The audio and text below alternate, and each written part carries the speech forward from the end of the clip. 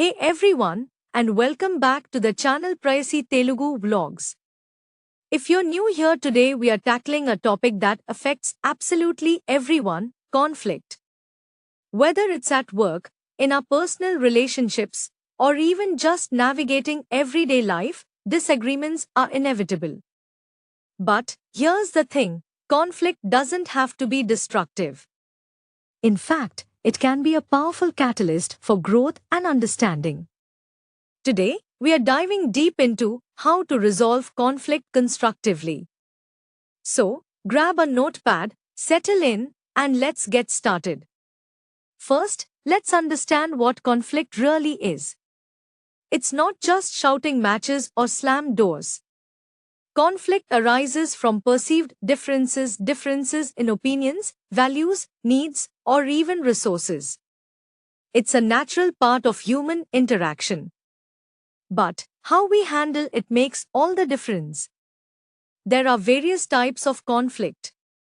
We have interpersonal conflict between individuals, intrapersonal conflict, which is internal within ourselves, and organizational conflict, which happens in groups or workplaces. Recognizing the type of conflict you're dealing with is the first step towards resolving it effectively. Now, why do conflicts escalate? Often, it's because of poor communication, misunderstandings, or unresolved emotions. We let our egos take over, we stop listening, and we focus on being right instead of finding a solution. This is where things go wrong. We need to break this cycle. We need to learn to approach conflict with a constructive mindset, focusing on resolution rather than victory. So, how do we build this constructive mindset? It starts with empathy. Empathy is the ability to understand and share the feelings of another. It's about putting yourself in their shoes, even if you don't agree with them. Next, we need to practice active listening. This means giving the other person your full attention, not just waiting for your turn to speak. It involves paraphrasing, asking clarifying questions, and showing genuine interest in what they have to say. And, of course, we need to be open to compromise. Conflict resolution isn't about getting everything you want. It's about finding a solution that works for everyone involved. This requires flexibility and a willingness to find common ground. We need to set intentions. Before engaging in a conflict, ask yourself, what do I want to achieve? What are my priorities? Knowing your goals will help you stay focused and avoid getting sidetracked by emotions. Now, let's get into the practical steps of resolving conflict constructively. Step 1. Identify the issue. Be specific about what the conflict is about. Avoid vague statements and focus on the core problem. For example, instead of saying, "You're always late," say, "I've noticed you've been late for the past 3 meetings, and it's impacting our project timeline." Step 2. Communicate clearly and respectfully.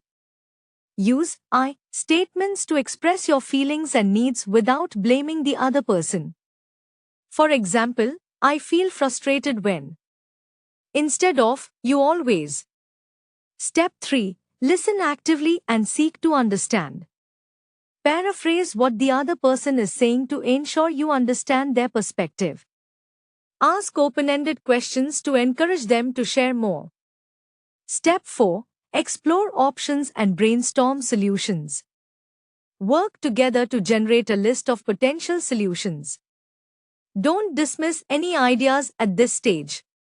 Step 5. Evaluate the options and choose a solution. Discuss the pros and cons of each option and choose the one that best meets the needs of everyone involved. Step 6. Implement the solution and follow up. Agree on a plan of action and set a timeline for implementation. Follow up to ensure the solution is working and make adjustments as needed. Step 7. Manage emotions. Conflict can be emotionally charged. it's important to manage your emotions and avoid reacting impulsively. Take a break if you need to, and practice deep breathing or other relaxation techniques. Step 8. Focus on the future. Don't dwell on the past. Focus on finding solutions that will prevent similar conflicts from arising in the future. Step 9. Know when to seek help.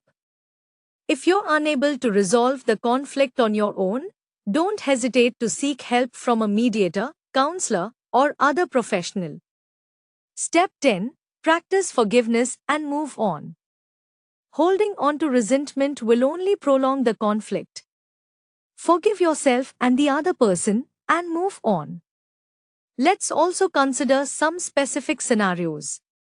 In a workplace, for example, if two team members have differing opinions on a project, they should schedule a meeting with their manager present to facilitate a productive discussion. If it is a personal relationship, make sure to find a time to talk when both parties are calm and can listen effectively.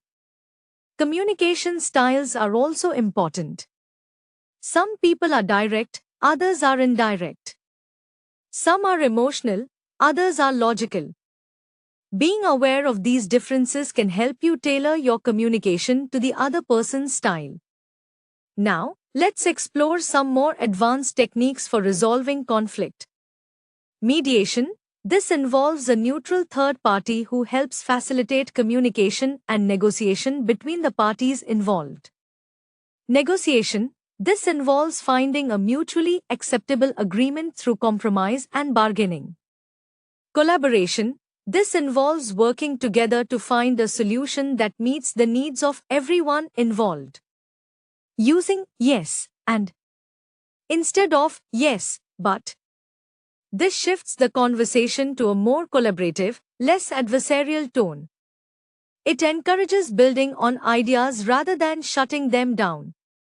Emotional intelligence. Developing your emotional intelligence is crucial for effective conflict resolution. This involves being aware of your own emotions and the emotions of others, and being able to manage them effectively. Conflict is a part of life, but it doesn't have to be destructive. By practicing empathy, active listening, and clear communication, we can transform conflict into an opportunity for growth and understanding. Remember, the goal isn't to win, but to find a solution that works for everyone. Thank you so much for watching. If you found this video helpful, please give it a thumbs up and subscribe to the channel for more content like this. And, as always, feel free to leave your questions and comments below. I'd love to hear about your experiences with conflict resolution. Remember, constructive conflict resolution is a skill that takes time and practice. Be patient with yourself and others.